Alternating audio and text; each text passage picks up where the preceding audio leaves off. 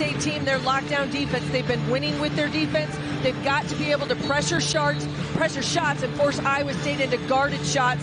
And Coleman collected. This is going to be a 40-minute battle. These young Kansas State players, they've got to play within themselves. Ashley Jones steps back, and how about that? The two superstars are off and running here today from Bramlage. And that's what you're going to see is they want the ball in Ashley Jones's hands. I think Jeff Mittie and Serge Rebecca Dollinger into this lineup tonight because it adds another perimeter presence.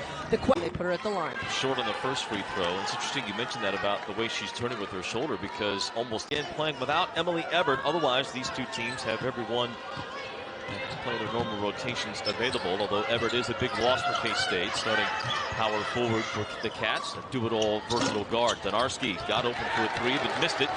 That's the lane and not give her that low block spot.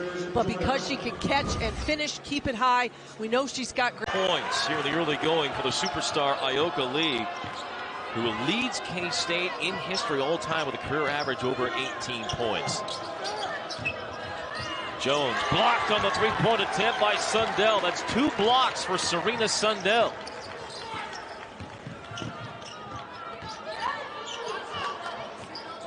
Turning into one of those lockdown defenders, but you can depend on her for scoring. She's averaging 10 points a game in Big 12 play, 13 double-figure games so far. They put on the floor and attack. Jada Moore had some really good minutes for the Wildcats off the bench at West Virginia. Donarski answers back with a dribble drive. She's got 7. And the key to that play right there for the team in Oklahoma State. And watching Jim Littell's team defend Ayoka Lee, who was so difficult to stop there, but Cassidy DeLapp, who in her own rights, when she gets the touch of the ball.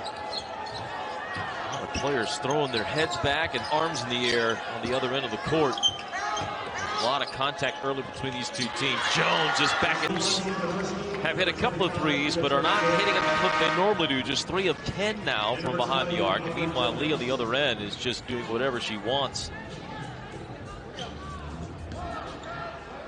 The 28. About player efficiency rating. Yep. Ayoka Lee was tops in the country at that number. She misses both free throws, a rarity there. Just 2 out of 5 strikes. Perhaps some of that fatigue factor early on. Maybe the long game being played here by Bill Fennelly.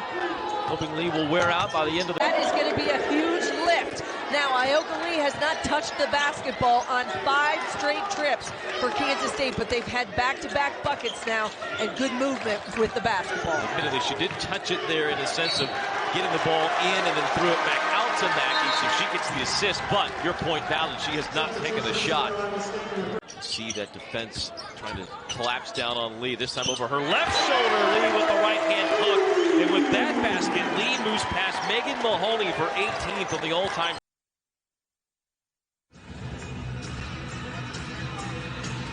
You want to see what over 85% of your points in the paint look like on a graphic? Shot chart presented by Shot Tracker shows you just how dominant K-State's been inside. Here's like to that lane and force them to become a perimeter shooting squad. Jalen Glenn's first, second team foul.